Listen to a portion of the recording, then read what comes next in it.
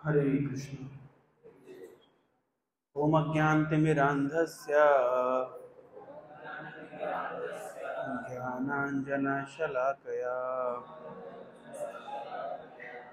चक्षुरुन्मिलितं येन तस्मै श्रीगुरवे नमः। नमो विष्णुपादाय कृष्णपृष्ठाय भूतले श्रीमते भक्तिवेदान्ता स्वामिन् इति नामिने। नमस्ते सारस्वते देवे गौरवाणी प्रचारिणे निर्विशेष शून्यवादी पाश्चात्य देश तारिणे। जय श्री कृष्ण चैतन्य प्रभु नित्यानंद श्री अद्वैत गदाधर श्रीवासादि गौर भक्त वृंद। हरे कृष्णा कृष्ण कृष्ण हरे हरे हरे राम राम राम हरे हरे। हरे कृष्णा। आप निकल जाओ, ठीक से रखो, थोड़ा सा हिल गया तो चेक करो। और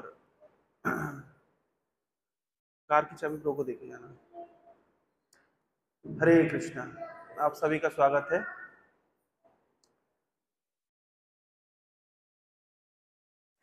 हम सभी जानते हैं कि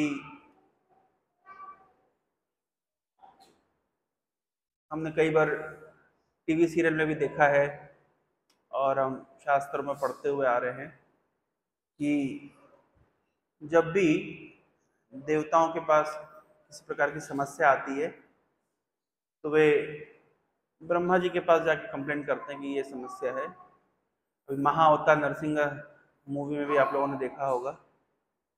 ब्रह्मा जी सजेस्ट करते हैं कि चलो हमको भगवान विष्णु के पास जाकर के प्रार्थना करनी चाहिए और वही हमारी समस्या का समाधान करेंगे।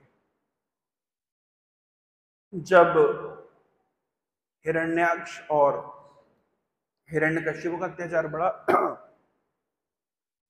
तब भी सब देवता ब्रह्मा जी के साथ मिलकर के भगवान नारायण की शरण लेने के लिए गए। जब रावण का अत्याचार बढ़ा तब भी गए और जब कंस का अत्याचार बढ़ा तब भी गए। तो ये सेम एक पैटर्न हम देखते हैं। तो वास्तव में जब भक्तों के जीवन में कोई कष्ट आता है तो भक्त भगवान की शरण लेता है, स्वाभाविक है। तो आज हम चर्चा करेंगे कि किस प्रकार से कृष्ण लीला में अलग अलग जो असुर हैं वे हमारे हृदय के अनर्थों को दर्शाते हैं।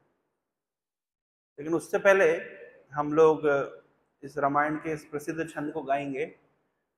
आप लोगों ने टीवी सीरियल में इसको देखा होगा, सुना होगा, जिसमें देवता लोग जाते हैं और भगवान से प्रार्थना करते हैं कि इस संसार के ऊपर असुरों का जो अत्याचार है वो बढ़ गया है और आप कृपा करके अवतार लीजिए। तो ये रामायण की प्रसिद्ध पंक्तियां हैं। मैं इसको गाने का प्रयास करूंगा, तो आप लोग मेरे पीछे पीछे दोहराइएगा। जय जय सुरनायक जन सुखदायक प्रणत पाल भगवंता।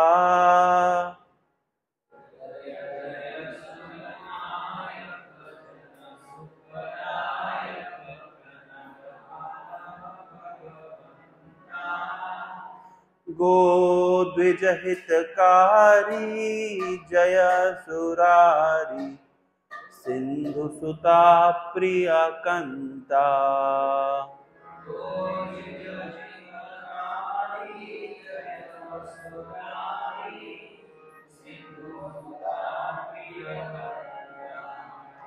पालन सुर धरनी अद्भुत करनी मरम न जानहि कोई।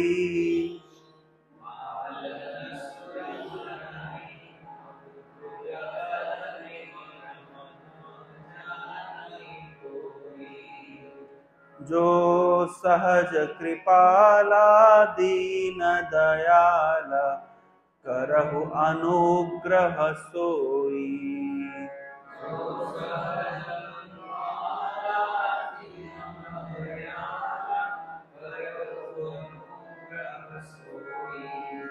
जय जय अविनाशी सब घटवासी व्यापक परमानंदा।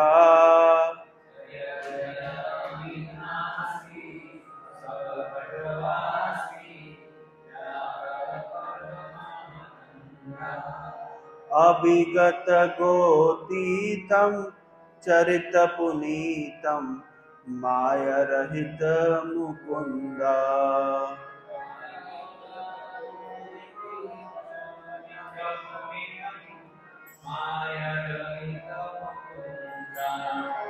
जहि लागी विरागी अति अनुरागी विगत मोह मुनि वृंदा।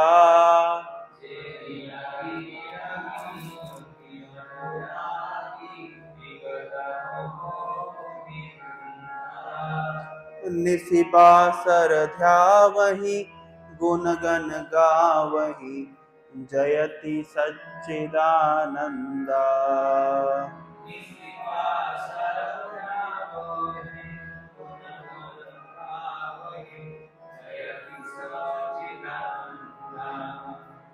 जेहि सृष्टि उपाई त्रिविध बनाई संग सहाय न दूजा।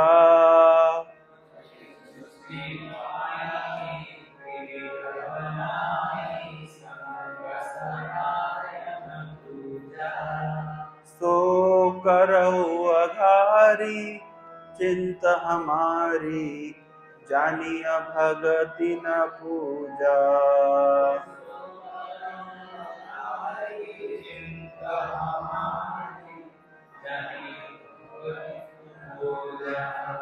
जो भव भय भंजन मुनि मनरंजन गंजन विपति बरूथा।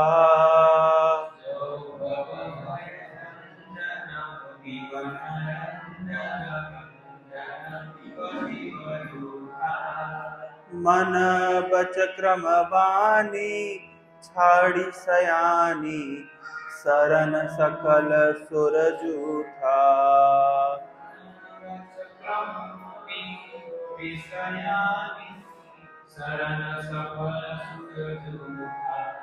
शारद श्रुति शेषा ऋषय अशेषा जा कहु को नहीं जाना।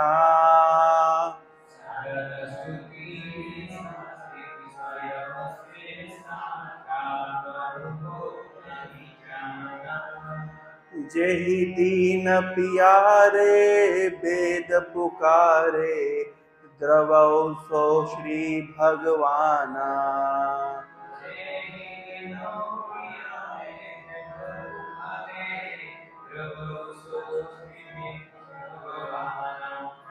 भव बारिधि मंदर सब विधि सुंदर गुण मंदिर सुख पुंजा।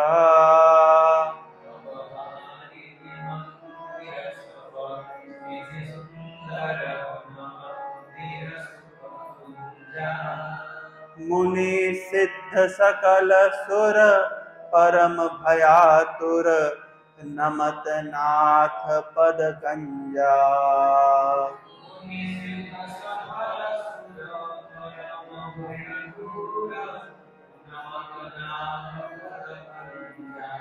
मुनि सिद्ध सकल सुर परम भयातुर नमत नाथ पद कंजा।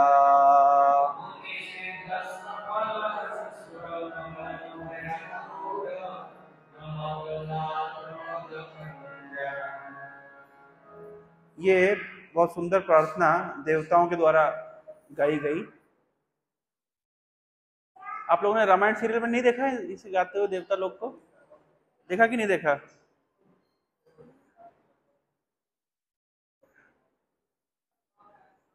रामायण सीरियल में रामायण है नहीं, पहले नहीं देखा आप लोगों ने? रामायण सीरियल में है ना, देवता स्तुति स्तुति करते हुए जाते हैं। नहीं, रामायण देवता स्तुति टू विष्णु, ये सब देखना चाहिए। रामायण सीरियल, अच्छा उसमें और लगाते हैं रामानंद सागर।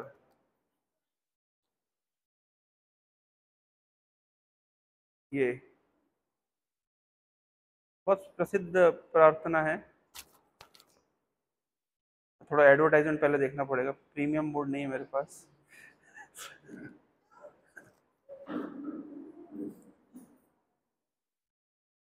देवता लोग सब जाते हैं। अरे भाई जाओ ना, कहाँ है अभी?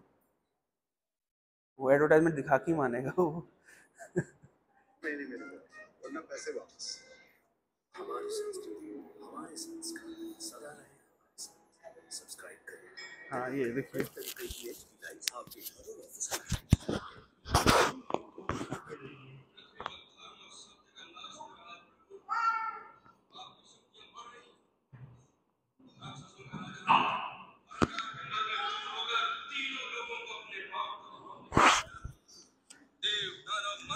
दूसरा माइक मुझे दे दीजिए।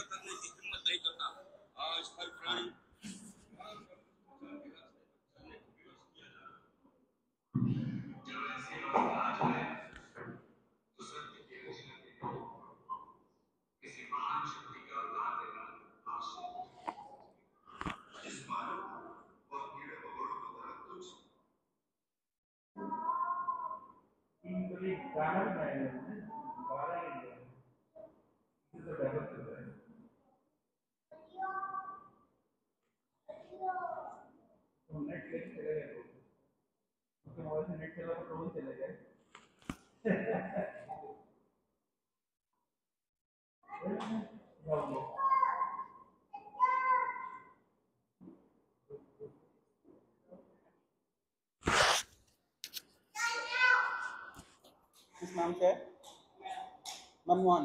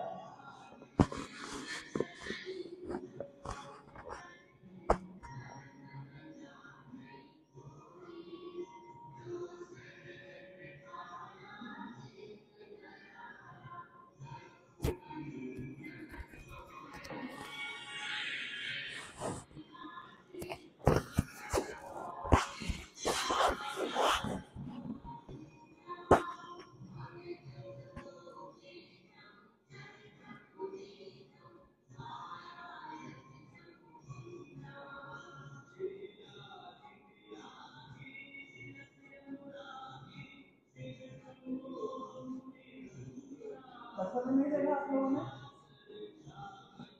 नहीं देखा?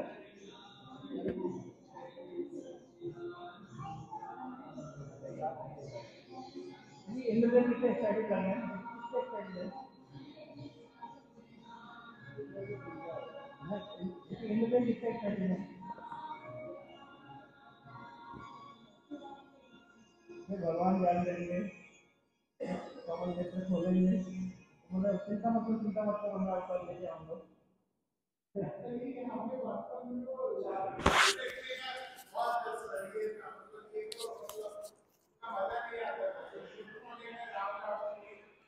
है प्रभु?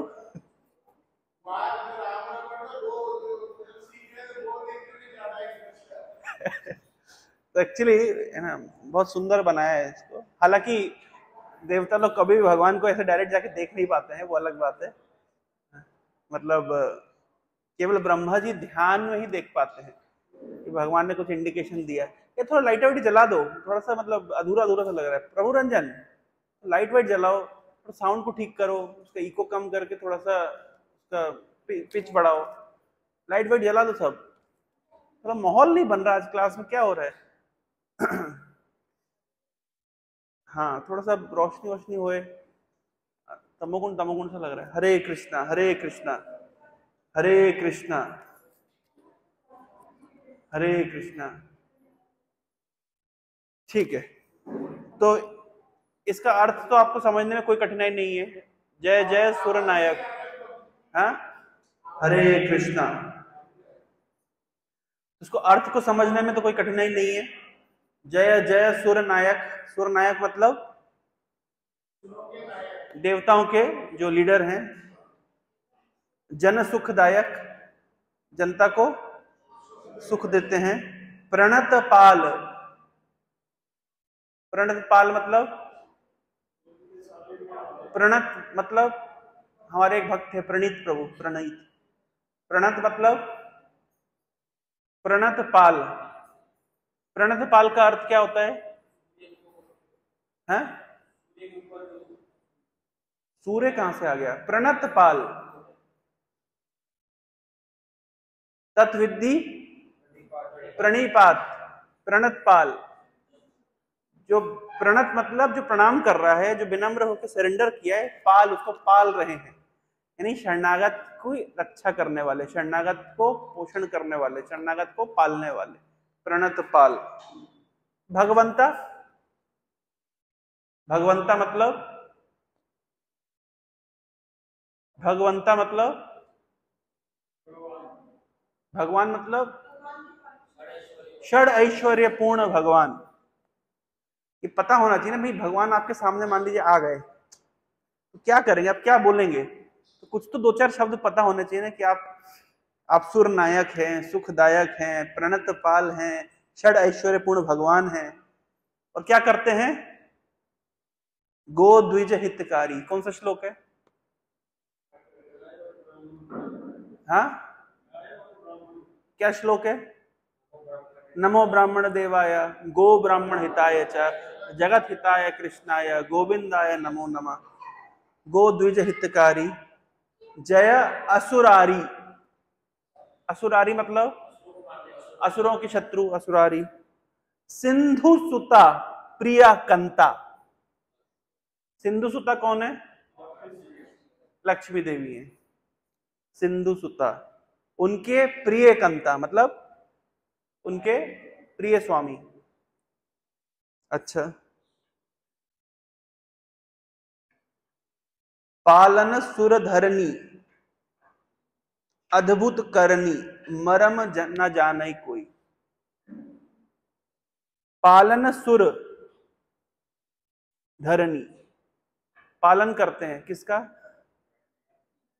धरती माता का और देवताओं का। सभी देवता और धरती माता सब गए हैं। अद्भुत करनी मतलब भगवान का एक नाम है कि वो अद्भुत कार्य करते हो। क्या नाम है उनका? हाँ, भगवान का एक नाम है संस्कृत में, जो अद्भुत कार्य करते हैं। हाँ हाँ, एक नाम है भगवान का, मैं बताता हूं। वामन शब्द का अर्थ क्या होता है? हाँ, छोटी हाइट वाला। प्रभु जी क्लास पे फोन मत चलाइए प्रभु जी। हरे कृष्णा हरे कृष्णा। प्रभु जी क्लास पे फोन नहीं चलाइए। वामन मतलब छोटे हाइट का, हाइट छोटे, हाथ पैर छोटे, और चलते भी, कदम भी कैसे लेते हैं? छोटे छोटे, जो कहते हैं वामन। वही भगवान वामन ने कौन सा रूप लिया? त्रिविक्रम। भगवान वामन का दूसरा नाम है त्रिविक्रम। त्रिविक्रम मतलब तीनों लोगों को जिन्होंने जीत लिया। तो इसको कहते हैं, एक तो है वामन। वामन मतलब छोटी हाइट है, छोटे हाथ पैर हैं, छोटे छोटे कदम चलते हैं, लेकिन क्या किया उन्होंने? त्रिविक्रम, तीनों लोगों को नाप लिया। तो ये अजीब नहीं लग रहा आपको? छोटे छोटे हाइट है, छोटे छोटे हाथ पैर हैं, और फिर त्रिविक्रम, अद्भुत करनी।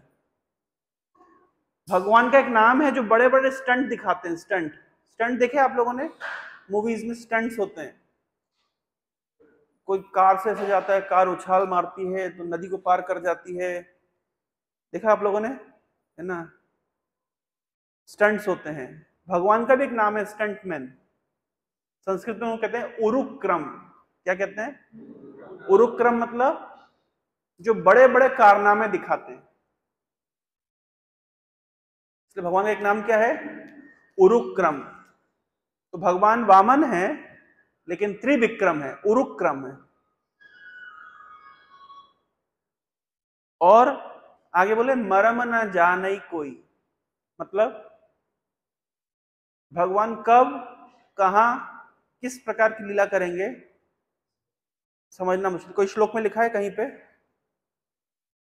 भागवत के पहले श्लोक में लिखा है, जन्मादि अस्य यतः अन्वयाद इतरस्तश्चार्थेषु अभिज्ञ स्वराट तेने ब्रह्म हृदय आदि कवये मुह्यन्ति यत् सूरयः। मुह्यन्ति यत् सूरयः। भगवान की लीलाएं बड़े बड़े देवताओं को भी मोहित कर देती है, वे भी नहीं समझ पाते हैं।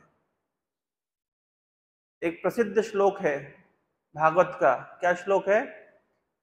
यम ब्रह्मा वरुणेन्द्र रुद्र मरुतः स्तुन्वन्ति दिव्यैस्तवैः वेदैः संग उपनिषदो क्रमेर गायन्ति यम सामगाः ध्यानावस्थिता तद्गतेन मनसः पश्यन्ति यम योगिनः यस्यान्तं न विदु सुरासुरगणः देवै तस्मै नमः। यस्यान्तं न विदु, जिनके अंत को खोज नहीं पाते हैं। कौन? बड़े बड़े देवता और दानव। मरम न जाने कोई, न देवता, यहां तक कि जब भगवान ने ब्रह्म विमोहन लीला करी तो एक साल तक बलराम जी, जो उन्हीं के विस्तार हैं, उनके प्रथम विस्तार हैं, उनको भी पता नहीं चल पाया लगभग एक साल तक कि ये कृष्ण ने अपना ही विस्तार करके पूरे ब्रज को भर दिया है। मरम न जाने कोई, जो सहज कृपाला। सहज कृपाला मतलब, सहज मतलब इजीली कृपा कर देते हैं। दीन दयाला, दीन दयाल है। करौ अनुग्रह सु, वे हम पे अनुग्रह करें। जय जय अविनाशी, अविनाशी मतलब जिनका नाश नहीं होता। सब घटवासी, सब जगह निवास करते हैं। अंडानु अंतरस्थम परमाणु च अंतरस्थम, हर एक एक अणु परमाणु में निवास करते हैं। व्यापक, सर्वव्यापक है, इसलिए उनका नाम विष्णु है। परम आनंद, और भगवान परम आनंद में रहते हैं। अभिगत गोतीतम चरित पुनीतम माया रहित मुकुंदा। कितने सुंदर सुंदर शब्द है ना। गोतीतम, अभिगत गोतीतम। गोतीतम मतलब, गोतीतम मतलब, गोतीतम मतलब मनोज प्रभु, गोतीतम ये शब्द है। गोतीतम, गो, गो माने इंद्रियां। अतीतम मतलब इंद्रियों से अतीत है। गोतीतम। चरित पुनीतम, चरितम पुनीतम, चरित पुनीतम। माता जी लोग समझ नहीं आ रहा, शब्द कठिन हो रहे हैं क्या? चरित, चरित माने चरित्र, पुनीत मतलब, पुनीत मतलब पवित्र करने वाला। भगवान का चरित्र पवित्र करने वाला है। उसको सुनने से व्यक्ति क्या होता है? पवित्र होता है। भगवान की कथा सुनने से व्यक्ति क्या होता है? कहां लिखा है? कोई बताइए, दो चार श्लोक बताइए जहां लिखा है कि भगवान की कथा सुनने से व्यक्ति पवित्र होता है। बताइए माता जी लोग, कहाँ लिखा है? आप लोग भागवत नहीं पढ़ रहे लगता है। बताइए प्रभु, कौन से श्लोक में लिखा है भगवान की कथा सुनने से व्यक्ति शुद्ध होता है? हजारों श्लोक हैं, एक आध कोट करिए।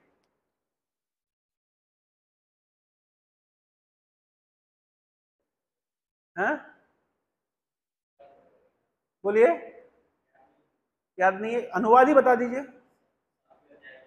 क्या? ऐसे तो बोले, अनुवाद बताइए। भगवान की कथा सुनने से व्यक्ति पवित्र होता है। भगवान की कथा सुनने से व्यक्ति पवित्र होता है। कोई श्लोक बताइए, कोई श्लोक का अनुवाद ही बता दीजिए। शृण्वताम स्वकथाम कृष्णा पुण्य श्रवण कीर्तनात्। तो आपके पास तीर रखा हुआ है, तो उसको युद्ध में इस्तेमाल नहीं करेंगे तो फायदा क्या होगा? तो रखा रह जाएगा ना। और भगवान की कथा कानों से प्रवेश करती है, हृदय को शुद्ध कर देती है। कौन सा श्लोक है? प्रविष्ट कण रंध्रेना स्वानाम भाव सरोरुहम धुनोति समलम कृष्णा सलिलस्य यथा शरद वासुदेव कथा प्रश्न पुंसम तृण पुनाति ही।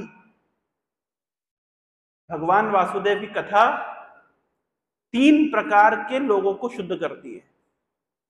किस किस को शुद्ध करती है? वक्तारम, बोलने वाले को। प्रश्नकम, प्रश्न पूछने वाले को। श्रोतम, सुनने वाले को। यद पाद सलीलम यथा, जैसे गंगा नदी 3 लोगों को शुद्ध करती है। उच्च लोगों को शुद्ध करती है, पृथ्वी लोक को शुद्ध करती है, और पाताल लोक को शुद्ध करती है। जैसे गंगा नदी 3 लोकों को शुद्ध करती है। नहीं, जैसे गंगा नदी 3 लोकों को शुद्ध करती है, वैसे भगवान की कथा 3 प्रकार के लोगों को शुद्ध करती है। किस किस को? बोलने वाले को, प्रश्न पूछने वाले को, और सुनने वाले को। तो चरितम पुनीतम कितनी जगह ये भागवत में हजारों हजारों बार ये बात उठी है। भगवान का चरित्र पुनीतम है, सुखदायक है, परम आनंद है। भगवान का एक नाम है आनंद कंद। आनंद कंद मतलब, आनंद कंद मतलब, कंद मतलब क्या होता है? हाँ, कंद, कंद स्रोत, रूट। हम नहीं बोलते कंद मूल। कंद माने जड़। एकादशी के दिन हम लोग कंद मूल खाते हैं, मतलब हम जड़े खाते हैं। तो कंद माने जड़। तो आनंद कंद मतलब आनंद के मूल, आनंद के स्रोत। कौन सा गीत है? परम करुणा पाहु दोई जना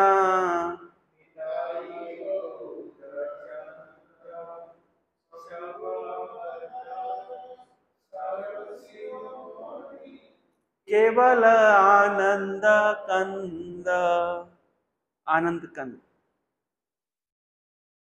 एक्चुअली साहित्य, और ऐसा कहा गया है कि भक्तों के एक गुण होता है कवि। कवि शब्द का अर्थ क्या होता है? कवि शब्द का अर्थ होता है जो कविता लिखता है, कविता कहता है। ये कवि शब्द का एक और होता है ज्ञानी, नॉलेजेबल, जिसको साहित्य का ज्ञान होता है। तो भक्तों का एक इंपॉर्टेंट गुण होता है, भक्तों को साहित्य में रुचि होती है। क्यों रुचि होती है? हमारा जो धर्म, हमारा जो सनातन धर्म है, विशेष रूप से जो भक्ति मार्ग है उसमें साहित्य के ऊपर बहुत बल दिया गया है। क्यों बल दिया गया है? ये सभ्य समाज के लोगों के लिए है। ये भक्ति मार्ग है ये एक्चुअली सभ्य लोगों के लिए। सभ्य लोग क्या करते हैं? पढ़ते लिखते हैं, साहित्य में रुचि लेते हैं। प्रभुपाद जी ने एक बार कहा था, क्रिश्चियनिटी और इस्लाम, these are the religions of the meat eaters. ये मांस खाने वालों का धर्म है, इस सभ्य समाज का धर्म नहीं है। उनके पास साहित्य नहीं है, उनके पास एक एक किताब है, उसी को वो खींचते रहते हैं। लेकिन हमारे पास साहित्य है, क्योंकि भक्त भगवान का कई प्रकार से गुणगान करता है। ये जितने शब्द हैं, ये एक एक शब्द कितना कितना डीप मीनिंग भगवान के गुणों को प्रकाशित कर रहे हैं। अब मैंने जैसे रिसेंटली रामचरितमानस पढ़ी, फिर मैंने विचार किया थोड़ा महाभारत पढ़ना चाहिए। मैं तो खोला, 4 पेज पढ़े और बंद कर दिया। मैंने कहा मेरे बस की नहीं है। क्यों नहीं है? क्योंकि रामचरितमानस में, या उसके बाद फिर मैंने पढ़ना शुरू किया सूरदास जी के पद्य, तो चाहे वो रामचरितमानस हो, सूरदास जी के पद्य हो, या वो भागवत हो, या चैतन्य चरितामृत हो, उसमें भक्ति भरी हुई है। और महाभारत पढ़ते ही तो ज्ञान ही ज्ञान, इतना ज्ञान उसमें। यद्यपि महाभारत का उद्देश्य भगवान कृष्ण का ही गुणगान करना है, लेकिन गौण रूप से, मुख्य रूप से नहीं। मैं तो 2-4 पन्ने पढ़ने के बाद मेरा सब माथा दुख गया। मैंने कहा बंद करो भाई, कैसे पढ़ेंगे, उसमें बहुत इंफॉर्मेशन है।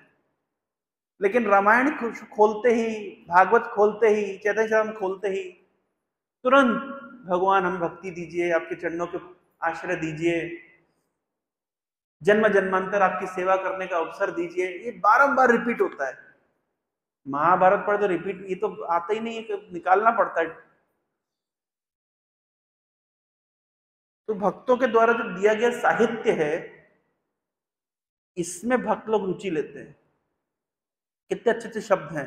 माया रहित मुकुंदा। माया रहित, सभी जानते हैं शब्द को, कि भगवान माया के द्वारा रहित हैं। माया भगवान को छू नहीं सकती। और मुकुंदा, मुकुंदा मतलब कृष्ण का और एक नाम, और मुक्तिदाता। तो 2 शब्द समझिए, माया रहित मुकुंदा, एक साथ क्यों लिखा है? एक तो अनुप्रास अलंकार होता है, मां मां की आवृत्ति होती है, सुनने में अच्छा लगता है। मैं भी पहले कविता लिखता था, लिखना छोड़ दिया, मतलब समहाउ। एक बार मैंने नर्मदा नदी के ऊपर कविता लिखी थी, बचपन में लिखी थी। मैं लिखता था और फिर दीनावत्सल लोग के घर जाकर के उनको सुनाता था। मेरा ऐसा, हम लोग स्कूल के समय करते थे ऐसे। एक बार मैंने कविता लिखी थी, कल कल करती अमर कंठ से मधुर संगीत सुनाती है, चंबल घाटी और सतपुड़ा की माँ लोक गीत गुनगुनाती, बाग बगीचा और फुलवारी सरिता सलिल से खिलते हैं, पादप पदम गज केसरी कूल पर जिसके मिलते हैं। शब्द शब्द है, मतलब साहित्यिक शब्द है। कूल मतलब बैंक्स ऑफ द रिवर, पादप मतलब पेड़, जो पेड़, पादप कहते हैं पेड़ों को जो जड़ों से पानी पीता है। पादप, पतंग, पतंग मतलब पक्षी, पादप पतंग, गज केसरी मतलब शेर, कूल पर जिसपे मिलते हैं। अभ्यागत को अमोद दे मां वसंत को प्रमोद देती है, विरंची की यह रचना जो व्यथा वेदना हर लेती है। ऐसा मैं लिखता था कविताएं, अब तो लिखना छोड़ दिया है। माया रहित मुकुंदा, एक तो माँ माँ की आवृत्ति हो रही है, सुनने में अच्छा लग रहा है, लेकिन दूसरा डीप मीनिंग भी है। क्या मीनिंग है? मीनिंग क्या है? ये दोनों शब्दों को एक साथ रखने के पीछे अभिप्राय क्या है? माया रहित मुकुंदा।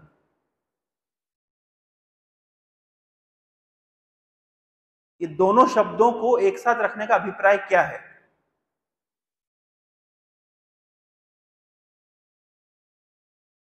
माया रहित और मुकुंदा हैं?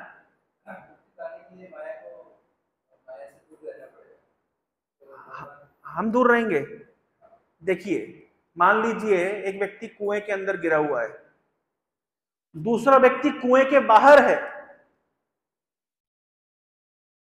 जो कुएं के बाहर है वो कुएं के अंदर गिरे हुए को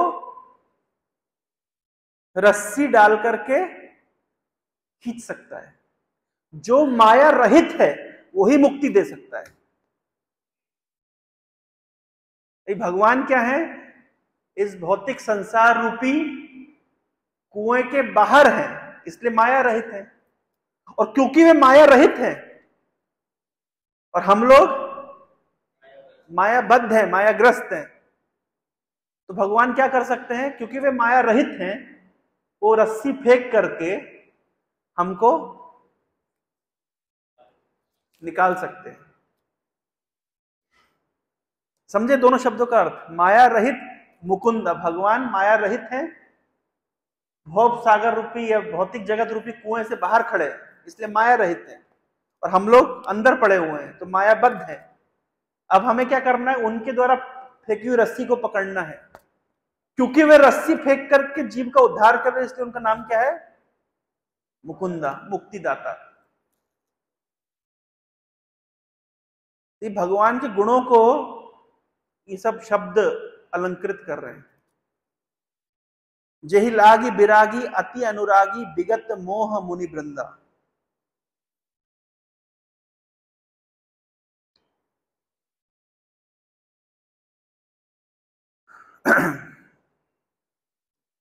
जो विरागी हैं, वैरागी, जो विगत मोह, सब प्रकार के भ्रम से, इल्यूजन से, आसक्तियों से छूटे हुए हैं। कौन? मुनि वृंद।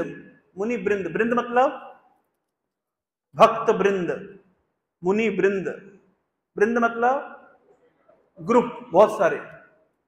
तो बहुत सारे मुनि यानी मुनि वृंद कैसे हैं? बैरागी हैं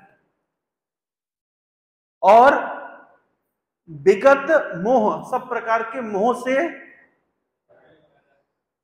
परे हैं, लेकिन भगवान के प्रति अति अनुरागी हैं।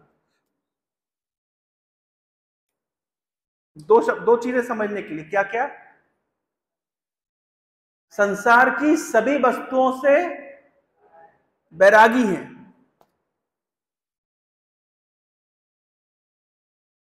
सभी प्रकार के मोहों से परे हैं, विगत मोह, लेकिन भगवान के प्रति क्या है? अति अनुरागी है। कोई श्लोक ऐसा आपको ध्यान आ रहा है क्या? भागवत का कोई श्लोक जिसपे कहा गया है कि भगवान हरि के गुण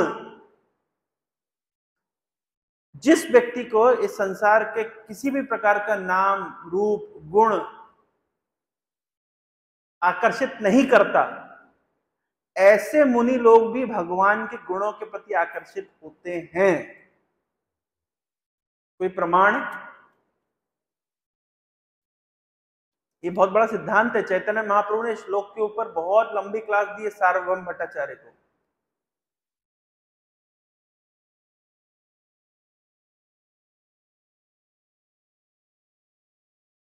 ध्यान आ रहा है किसी को कुछ?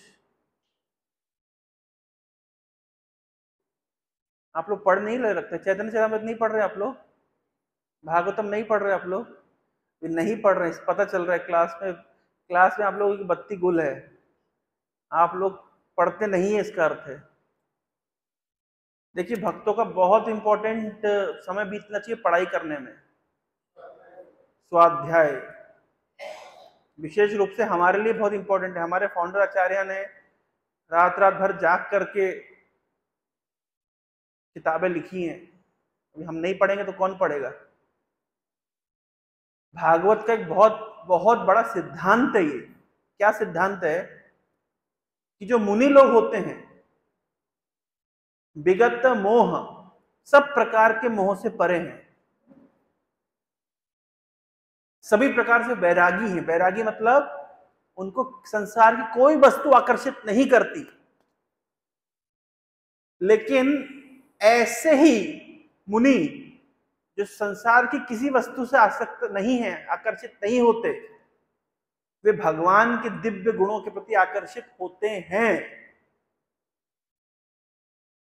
और यही प्रमाणित करता है कि भगवान के जो गुण हैं वो भौतिक नहीं है, वो आध्यात्मिक है।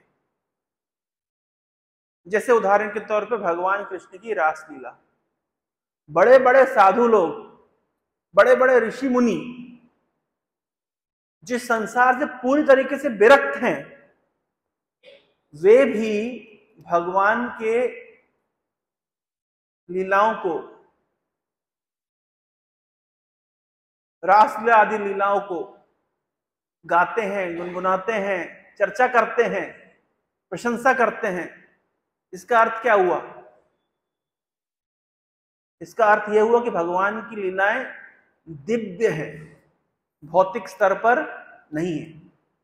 एग्जाम्पल समझिए ना, जो बैरागी है, जो वास्तव में मुनि है, जो विगत मोह है, संसार के सभी मोह से परे हैं, उनके सामने आप पॉलिटिक्स की चर्चा करिए, क्या वो रुचि लेंगे?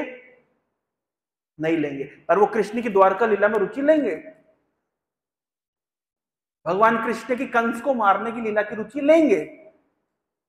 एक कंस को मारना भी तो एक पॉलिटिकल अफेयर है। महाभारत युद्ध में वो इंटरेस्ट लेंगे, लेकिन वर्ल्ड वॉर 1, वर्ल्ड वॉर 2 में भारत पाकिस्तान युद्ध में रुचि नहीं लेंगे। इसका अर्थ क्या है?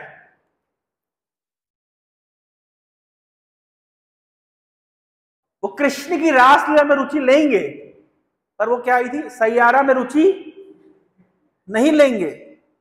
इसका अर्थ क्या है?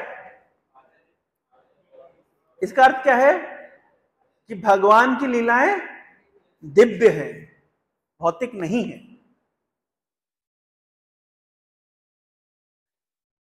सुखदेव गोस्वामी ये जन्म लेते ही घर छोड़ के भाग गए। पहले तो जन्म ही नहीं ले रहे थे, मां के गर्भ से बाहर ही नहीं निकलते थे। तो व्यासदेव ने कहा बेटा बाहर निकल जाओ। बोले नहीं निकलूंगा। क्यों नहीं निकलोगे? बाहर निकलोगे तो माया पकड़ लेगी। तो व्यासदेव ने कहा चिंता मत करो, तुम्हें माया नहीं पकड़ेगी। बोले माया क्या आपकी दासी है या आपकी बात सुनेगी? जिनकी दासी है उनको पकड़ के लेकर के आइए, वो गारंटी देंगे तो हम बाहर निकलेंगे। तो व्यासदेव गए, भगवान कृष्ण को लेकर के आए। भगवान कृष्ण सुखदेव गोस्वामी को आश्वासन दिए चिंता मत करो, बिना डरे बाहर आओ, मेरी माया तुम्हें नहीं पकड़ेगी। तब सुखदेव गोस्वामी बाहर आए। अच्छा आए तो अब रिलैक्स होंगे ना कि अब तो माया बिल्कुल नहीं पकड़ेगी, भगवान ने साक्षात कहा है। जो सिंसियर भक्त होता है वो रिस्क नहीं लेता। भले ही भगवान साक्षात आकर के भी आशीर्वाद दे दे, भक्त बिल्कुल रिस्क नहीं लेना चाहता। तुरंत सुखदेव गोस्वामी घर छोड़ के भाग गए कि भाई भगवान की माया शक्ति है। भगवान ने भले ही कहा है, लेकिन फिर भी घर तो अपने आप ही माया है भाई, उसको उसमें रहना ही सबसे बड़ी माया है। तुरंत भाग गए। तो अब व्यासदेव बड़े चिंतित हुए कि भाई मैं भागवत की रचना किया और मैंने एक पुत्र की आकांक्षा करी कि भाई ये एक पुत्र प्राप्त होगा जो इसको आगे बढ़ाएगा, ये तो आते ही चल दिया। तब व्यासदेव ने अपने कुछ शिष्यों को भेजा और भागवत का एक श्लोक रटा करके भेज दिया। कौन सा श्लोक रटा के भेजा? 2 श्लोक रटाए।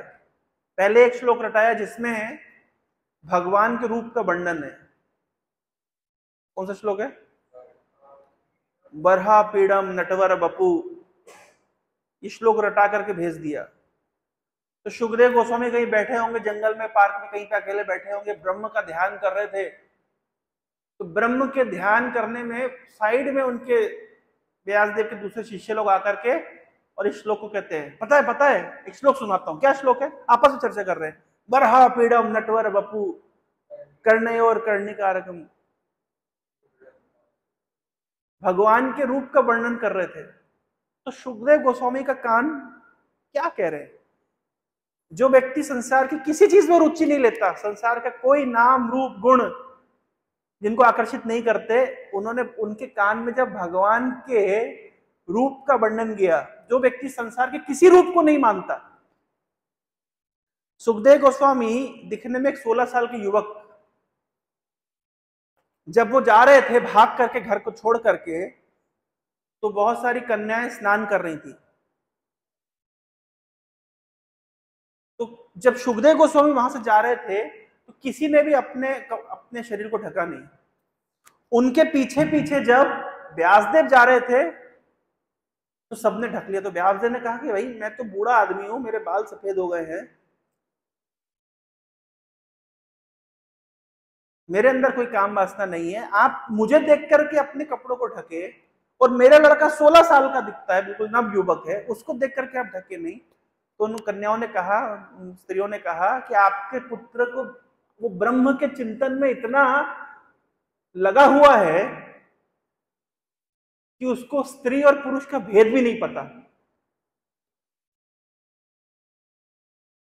लेकिन आप तो घर गृहस्थी वाले, आपको सारा भेद पता है, ऊपर से ज्ञानी अलग है। तो ऐसे सुखदेव गोस्वामी जो संसार के किसी रूप के प्रति आकर्षित नहीं है, उन्होंने भगवान के रूप का केवल वर्णन सुना,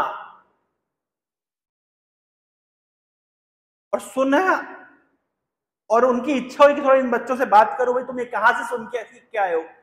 बच्चे भाग गए वहां से। अब व्यासदेव ने दूसरा श्लोक रटा के भेजा। कौन सा श्लोक? अहो बकीयम स्तन कालकूटम। किस प्रकार भगवान ने बकासुर की बहन बकी यानी पूतना को मां की गति दे दी। जो कृष्ण को मारने आई थी, मारने वाली को मां की गति दे दी। ऐसा दयालु और कौन होगा? तो पहले भगवान के रूप का वर्णन सुना, अब भगवान की दया का वर्णन सुना। अब तो भाग करके सुखदेव गोस्वामी ने पकड़ लिया, अरे रुको रुको, कहां से सीख के आए तुम? बहुत अच्छी बात बता रहे हो। देखिए ये ब्रह्म के चिंतन में लगे हुए थे, इन्हें संसारी कोई सुध नहीं थी। होगा कोई दयालु होगा कि कोई रूपवान होगा, अपने को क्या मतलब है? अपन तो उस निराकार अव्यय अविनाशी तत्व का चिंतन करो, अद्वैत तत्व का चिंतन करो, तो लगे हुए थे चिंतन में। लेकिन जैसे ही भगवान की गुणों का वर्णन सुना, तुरंत पकड़ लिया। बोले कहां से सीख के आए हो? बोले तुम्हारे पिताजी से सीख के आए। भागवत के श्लोक है। तब सुखदेव गोस्वामी ने मन माना कि वापस चलते हैं, हम पिताजी से भागवत सुनेंगे। तब फिर ये वापस आए, फिर पिताजी से इन्होंने भागवत सुनी। तो आप समझ पा रहे हैं? तो जो ब्रह्म के चिंतन में लगा हुआ है, विरागी बैरागी हैं, विगत मोह, सब प्रकार के मोह से परे हैं, लेकिन वे भी भगवान के गुणों के प्रति अनुराग उत्पन्न कर लेते। इससे प्रमाणित होता है कि भगवान का जो गुण है वो दिव्य है, वो भौतिक नहीं है। दूसरा उदाहरण है चतुष्कुमार, ब्रह्मा जी के 4 मानस पुत्र। ये भी हमेशा ब्रह्म के चिंतन में लगे रहते थे। जब एक बार वैकुंठ में गए तो भगवान ने सोचा कि अभी इनके ब्रह्म के चिंतन को थोड़ा सा इम्पर्सनलिज्म से इनको पर्सनलिस्ट बनाना चाहिए। थोड़ा निराकार सत्ता को जो मानते हैं, अव्यक्तम, जो अव्यक्त में ही आसक्त हैं, इनको थोड़े से अपने गुणों का हम थोड़ा एक छींटा मारते हैं। तो क्या किया उन्होंने? भगवान ने कुछ नहीं, केवल उनके चरणों में पड़ी हुई तुलसी की गंध। आप देखिए वो फोटो देखना चाहिए, बड़ा सुंदर फोटो है। चतुष्कुमार वेद विष्णु इस्कॉन इमेज।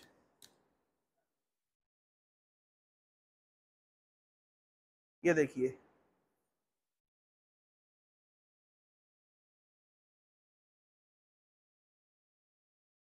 ये देख रहे हैं क्या कर रहे हैं ये छोटे छोटे बच्चे? देखिए क्या कर रहे हैं वो, देखिए कैसे सूंघ रहे हो, देख कितना रिसर्च कर रहा है कि भगवान कहां से खुशबू आ रही है, ये कहां से खुशबू आ रही है। देखे आप लोगों को फोटो, ये चार चतुष्कुमार अभी तक ये ब्रह्म में आसक्त थे, लेकिन भगवान ने कुछ नहीं किया कि बेटा आओ आओ थोड़ा वैकुंठ के अंदर आओ, ज्यादा नहीं, हमारे चरणों में पड़ी हुई तुलसी की थोड़ा गंध ले लो। इतने में ही इनका जितना जो ब्रह्म का जो ज्ञान है वो सारा खत्म, अब भगवान के भक्त हो गए। ये भागवत का श्लोक है, अंतः गतः स्व विवरेण चकार तेषाम, मिलना चाहिए बस, अंतः अंतर गतः स्व विवरेण, श्लोक मिलना थोड़ा सा वेद पे।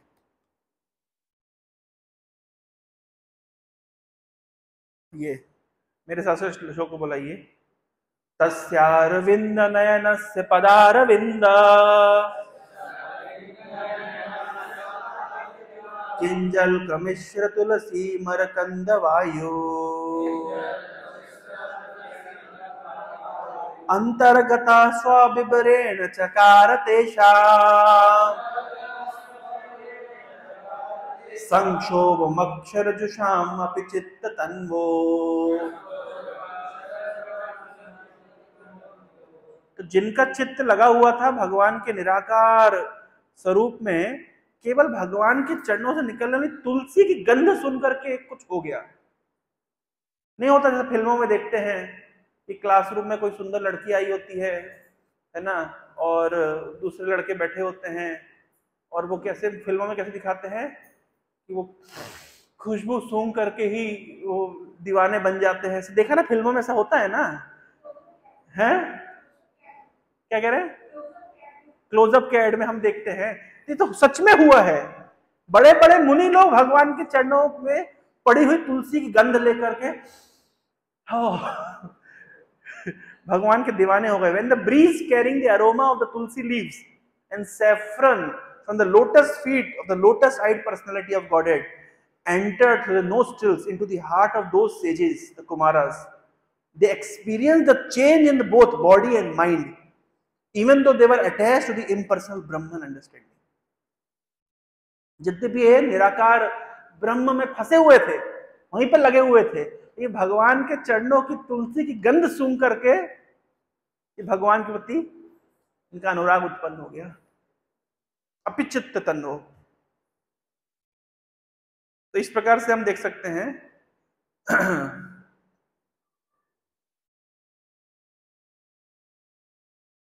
देखिए प्रभुपाद कितना अच्छा पर्पट लिखे, it appears from this verse that the Kumaras were impersonalist और protagonist of the philosophy of monism. ये अद्वैतवाद में फंसे हुए थे, लगे हुए थे। इनकी भावना क्या थी, ब्रह्म से एक होना, एको हम ब्रह्मास्मि तत्वमसि, ये सब सिद्धांत इनके मुंड में था। But as soon as they saw lord's features their mind changed. In other words, the impersonalist who feels transcendental pleasure in striving to become one with the Lord is defeated when he sees the beautiful transcendental features of the Lord. बैरागी है, विगत मोह है, लेकिन भगवान के प्रति अनुराग उत्पन्न कर लेता है। Because of the fragrance of his lotus feet carried by the air and mixed with the aroma of tulsi, their mind changed. Instead of becoming one with the Supreme Lord, they thought it wise to be devotees. क्या ये ब्रह्म का चिंतन, हम ब्रह्मास्मि हम ब्रह्म, इसमें क्या मिलेगा? भगवान का दास बनना सबसे बड़ी बात है। हम दास बनेंगे। देखिए कैसे दास बन गए लोग, जब देखिए कितना खुश हैं, जीवन का लक्ष्य इनको मिल गया। अब अभी तक कहाँ फंसे हुए थे। Becoming a servant of the lotus feet of the Lord is better than becoming one with the Lord. तो बोला जा रहा है कि बड़े बड़े ऋषि मुनि, एक और मधुसूदन सरस्वती नामक एक भक्त, एक मायावादी सन्यासी थे। तो वो श्लोक दिखाता हूं। कृष्णम परम तत्व अहम न जाने। ये देखिए, एक मधुसूदन सरस्वती नाम के एक मायावादी सन्यासी थे।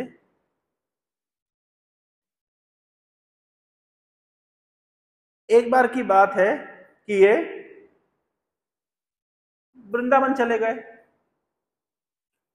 और भगवान ने इनको, ज्यादा नहीं, बहुत बड़ी लंबी घंटों घंटों डिस्कशन नहीं हुआ भगवान के साथ, केवल भगवान ने एक छटा ऐसे दर्शन करा दी बस। यमुना के तट पे खड़े हुए भगवान बांसुरी बजाते हुए, और थोड़ी से भगवान की श्याम सुंदर छवि उनकी आंखों में चली गई, ज्यादा नहीं।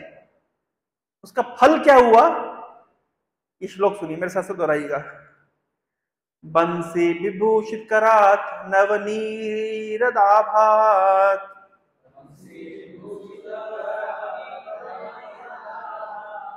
पूर्णेन्दु सुंदर मुखात अरविंद नेत्रा,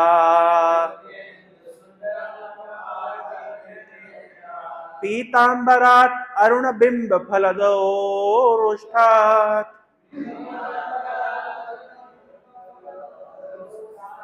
कृष्णा परम किमपि तत्वम अहम न जाने।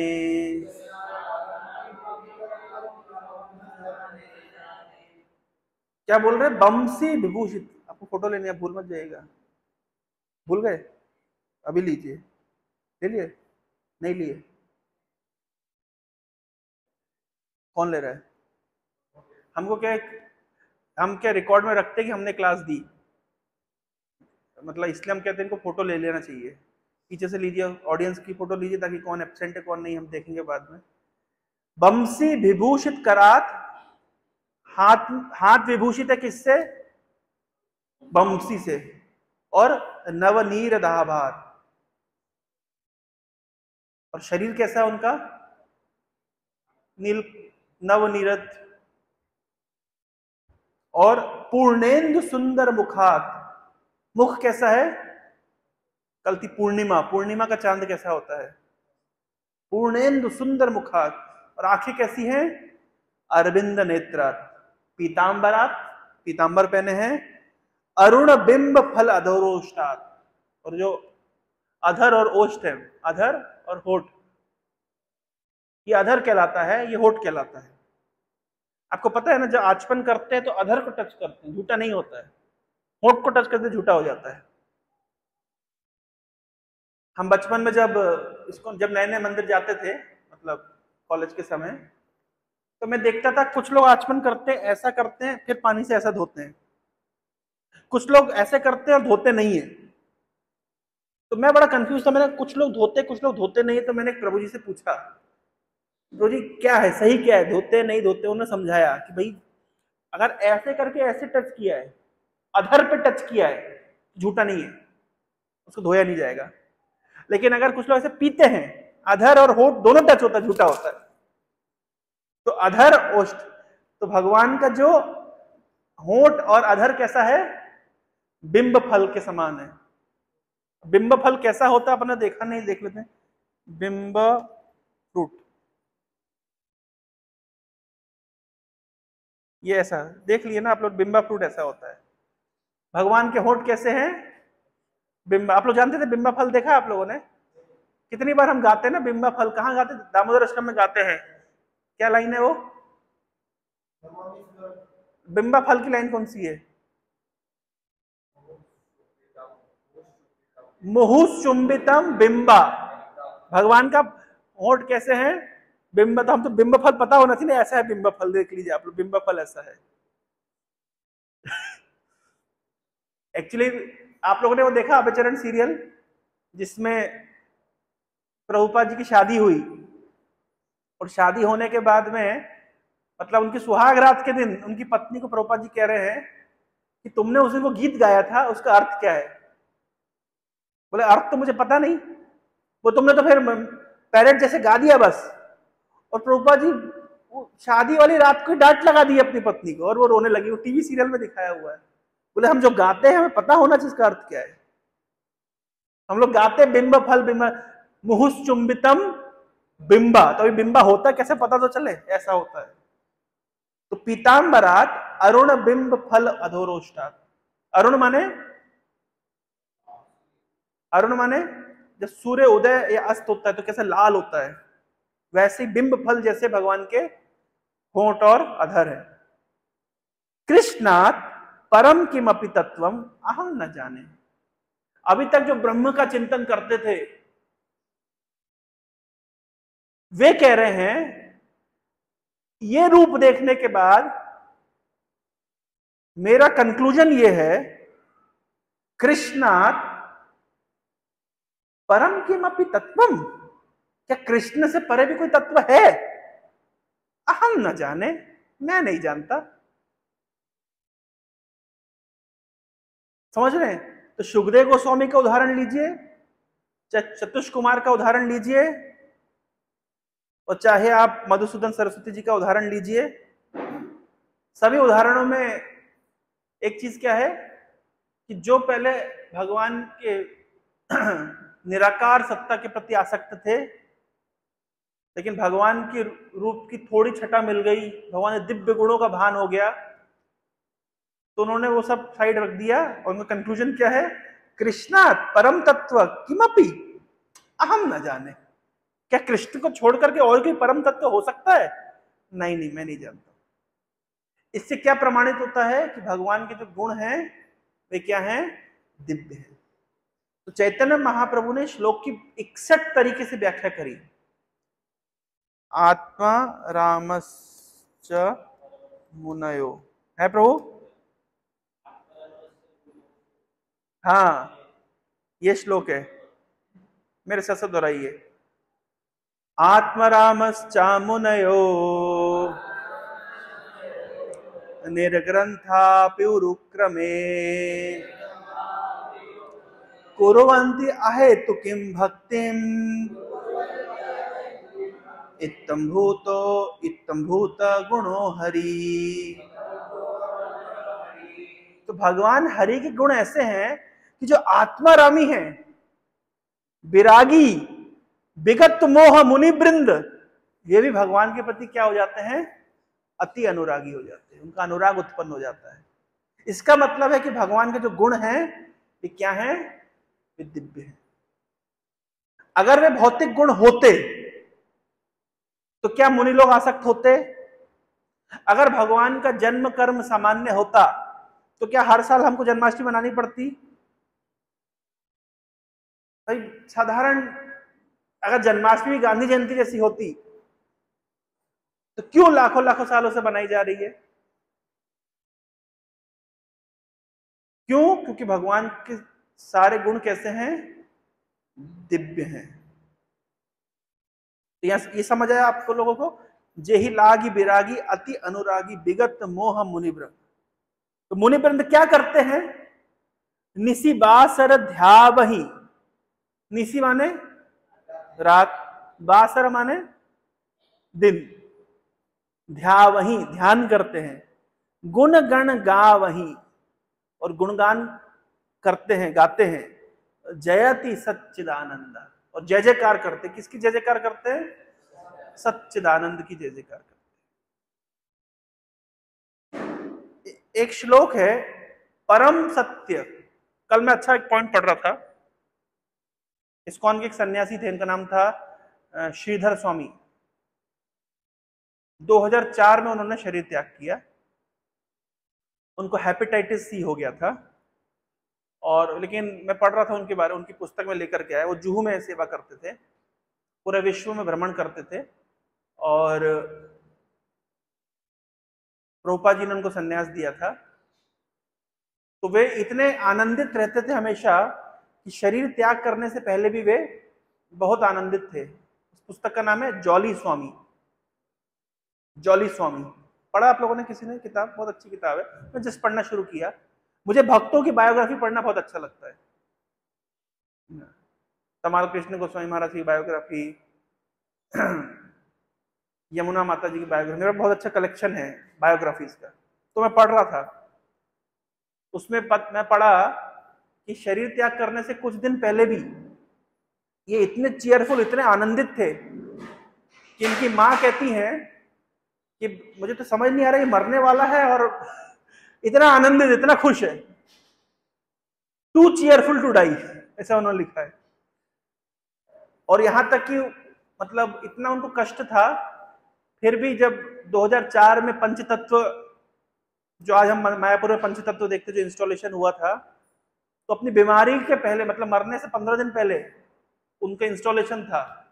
तो ये पूरा वो उस पर चढ़ करके और ऊपर चढ़ के नित्यानंद प्रभु का अभिषेक किए। तो उनके शिक्षाओं का कलेक्शन था उसमें, कुछ पुस्तक में। तो मैं कल पढ़ रहा था, बहुत सुंदर बात, कि महाराज बहुत अच्छा पॉइंट लिखे हैं कि हम सब पढ़ते हैं जो परम सत्य है उसकी विवेचना 3 तरह से होती है। किस किस तरह से? ब्रह्मेति, परमात्मेति, भगवानिति शब्दति। सुना आप लोगों ने? सुना है? ये बहुत सुंदर श्लोक है, ब्रह्मेति परमात्मेति भगवानिति शब्दति। ये जानना चाहिए, ये हमारा बहुत इंपॉर्टेंट सिद्धांत है। इस श्लोक को दोहराएंगे। वदन्ति तत्त्वविदस् तत्त्वं यज्ञानमद्वयम् ब्रह्मेति परमात्मेति भगवान इति शब्दते। तो जो परम सत्व है, जो अद्वैत तत्व है, उसको 3 तरह से, 3 लेवल पे रियलाइज किया जाता है। उसकी अनुभूति 3 स्तर पे होती है, ब्रह्म, परमात्मा, भगवान।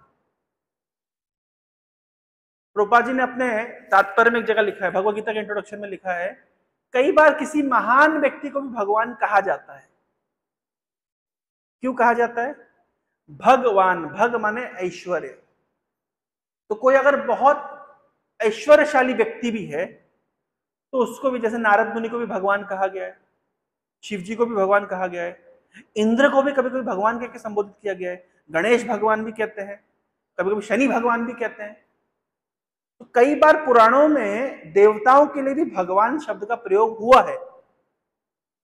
क्यों? क्योंकि भगवान शब्द का अर्थ होता है ऐश्वर्यवान। जैसे मान लीजिए कोई व्यक्ति प्राइम मिनिस्टर है, तो वो भी सरकार है, और कोई मान लीजिए सब कलेक्टर है, वो भी सरकार है। दोनों को क्या बोलेंगे? सरकार बोलेंगे। पर फिर भी सब कलेक्टर है, प्राइम मिनिस्टर प्राइम मिनिस्टर, लेकिन फिर भी दोनों क्या है? सरकार। तो भगवान, तो कृष्ण भी भगवान है, और देवताओं के जिनके अंदर कुछ ऐश्वर्य है उनको भी भगवान कहा जाता है।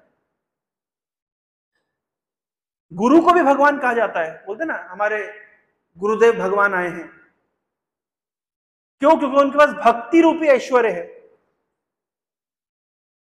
कुबेर के पास धन रूपी ऐश्वर्य है। तो भगवान शब्द का अर्थ होता है ऐश्वर्यवान। तो कभी कभी देवताओं को भी भगवान कहा गया है। इसलिए भागवत में कृष्ण को भगवान ना कह करके, भगवान तो कहा ही है, भगवान से ऊपर एक और उपाधि दी गई है, वो है परम सत्य, सत्यम परम धीमहि। क्यों भागवत ने भगवान को परम सत्य कह दिया? क्योंकि अगर भगवान हर जगह कहा गया है तो फिर कंफ्यूजन हो जाएगा लोगों को, कि जैसे शिव भगवान, गणेश भगवान, इंद्र भगवान, वैसे ही कृष्ण भगवान नहीं।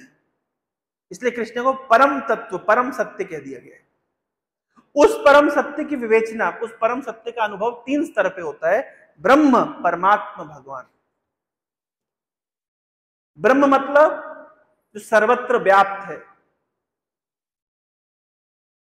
अध्यात्म है, आध्यात्मिक है, आध्यात्मिक वस्तु है, चिद वस्तु है।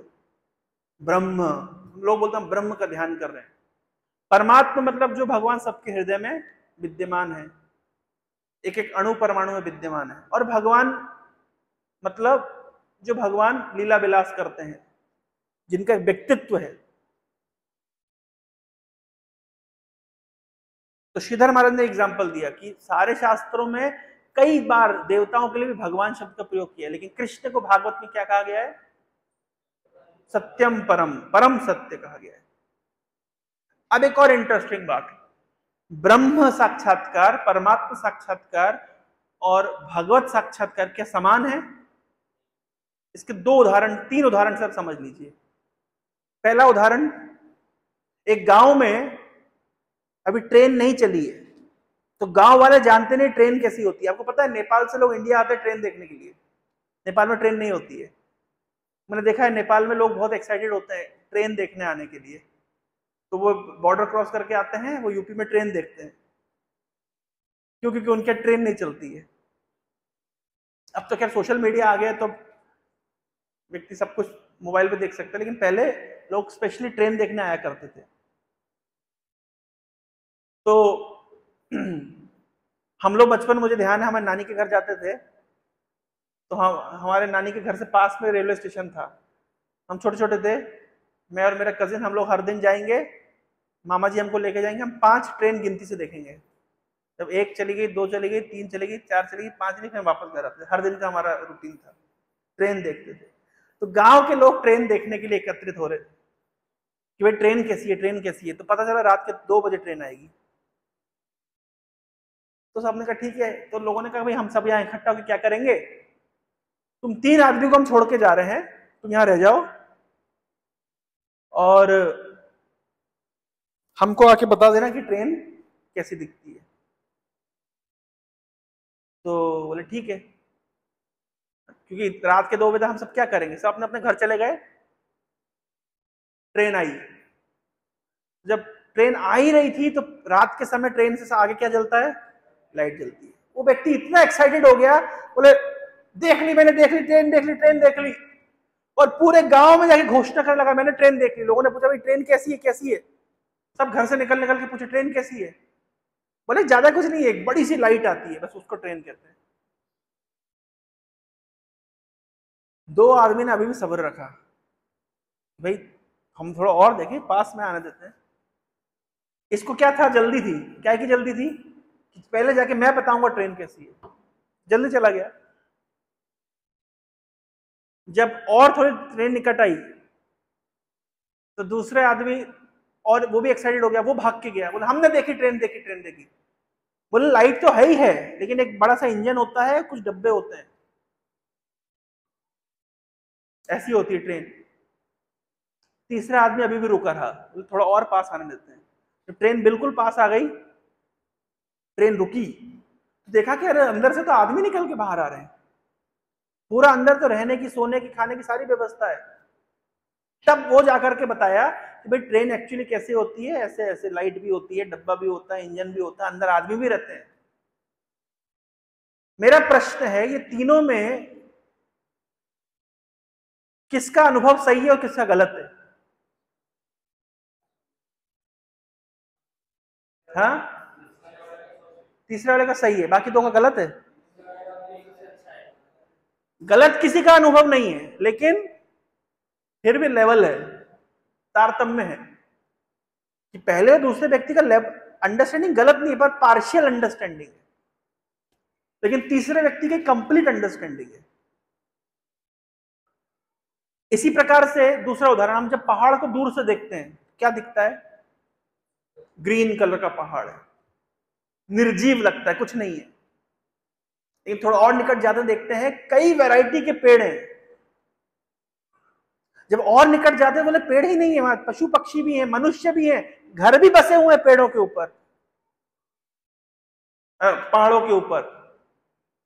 तो इतनी दूर से जो दिखता है कि बिल्कुल निर्जीव सा पहाड़ है, लेकिन वास्तव में निर्जीव नहीं, अंदर तो बहुत कुछ है। ये दूसरा अंडरस्टैंडिंग। उसी प्रकार से परम सत्य की अंडरस्टैंडिंग ब्रह्म, परमात्मा, भगवान। ब्रह्म माने कोई निराकार सत्ता है, कोई रोशनी, ज्योति स्वरूप कुछ है, और कोई निकट में ज्यादा पता चलता नहीं। नहीं, वो जो परमात्मा है वो सबके हृदय में विद्यमान है। ईश्वरा सर्वभूता नाम हृदय से अर्जुन तिष्ठति। लेकिन और निकट जाता है तो बोलता है, अरे तो साक्षात भगवान वंशी विभूत करात, इनके हाथ में वंशी है, श्यामल घन श्याम इनका स्वरूप है, पीतांबर धारण किए हुए हैं, अरुण बिंब अधरोष्टात, कमल के समान नेत्र हैं, अपने भक्तों के साथ लीला विलास करते हैं। तो ब्रह्म, परमात्मा, भगवान, ये तीन स्तर पे। भक्ति तीर्थ महाराज ने एक और अच्छा उदाहरण दिया उनकी पुस्तक में। ये दो उदाहरण से तीसरा उदाहरण आप लोगों को ज्यादा समझ आएगा। आप लोगों को बहुत तेज भूख लगी है, प्रसाद आ चुका है पीछे। प्रसाद में क्या बना है? ओ अच्छा, खिचड़ी बनी, सॉरी। मान लीजिए, लेट अस अज्यूम कि प्रसाद में चिली पनीर बना है और आपको भूख लगी है। आप क्लास में बैठे हुए हैं, गर्मा गर्म चिली पनीर पीछे है, और जैसे चतुष कुमार भगवान के चरणों की तुलसी के प्रति, उनके नाक में तुलसी की गंध जा रही थी, तो आपके नाक में चिली पनीर की खुशबू जा रही है। कैसा लगेगा? कैसा लगेगा कब क्लास खत्म होगी, है ना? तो आपको चिली पनीर का भी अनुभव हुआ, लेकिन कैसे अनुभव हुआ? केवल एक अनुभव हुआ, गंध से। अब चिली पनीर आपके सामने आ गया है, प्लेट में रख दिया गया है। अब दो अनुभव हो रहे हैं, क्या क्या? गंध भी है और दर्शन भी हो रहा है। ये दूसरा अनुभव है। और तीसरा अनुभव है कि अब आप चिली पनीर को अपने मुंह में डाल रहे हैं, उसका आस्वादन हो रहा है। ये तीनों अनुभव में सबसे बेस्ट अनुभव कौन सा है? कोई बताने की जरूरत है?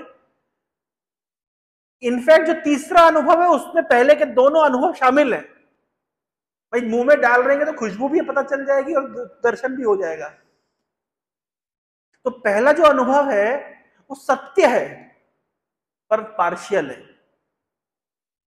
दूसरा जो अनुभव है वो भी सत्य है, थोड़ा बेटर है, लेकिन कंप्लीट नहीं है। लेकिन जो तीसरा अनुभव है वो कंप्लीट अनुभव है। जो ब्रह्म साक्षात्कार होता है, आध्यात्मिक जीवन की जो शुरुआती दौर होता है,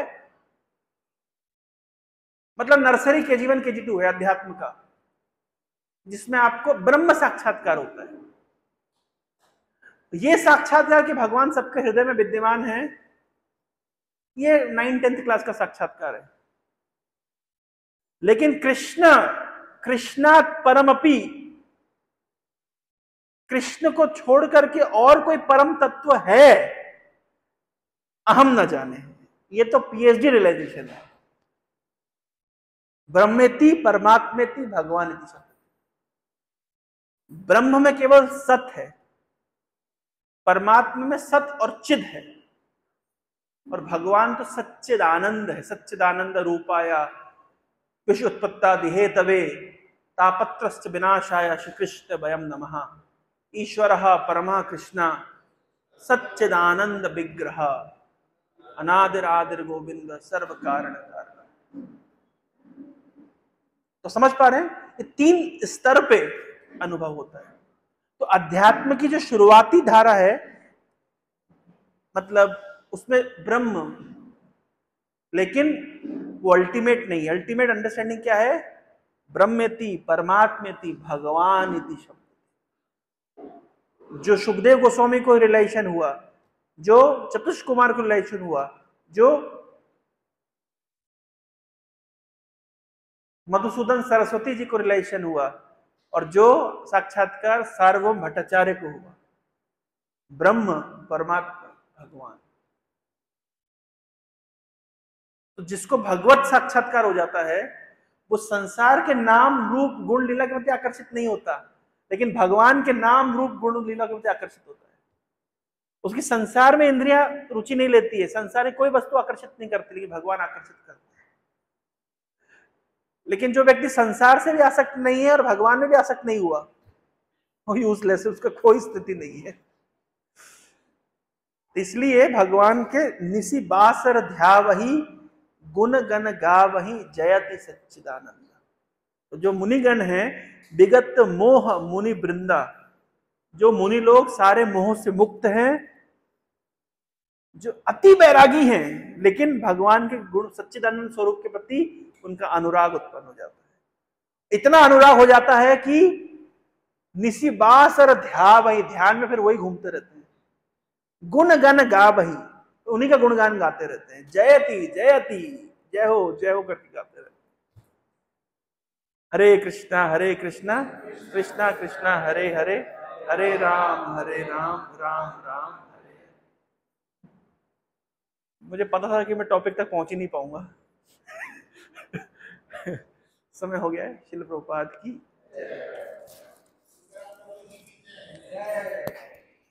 इसको बंद करिए।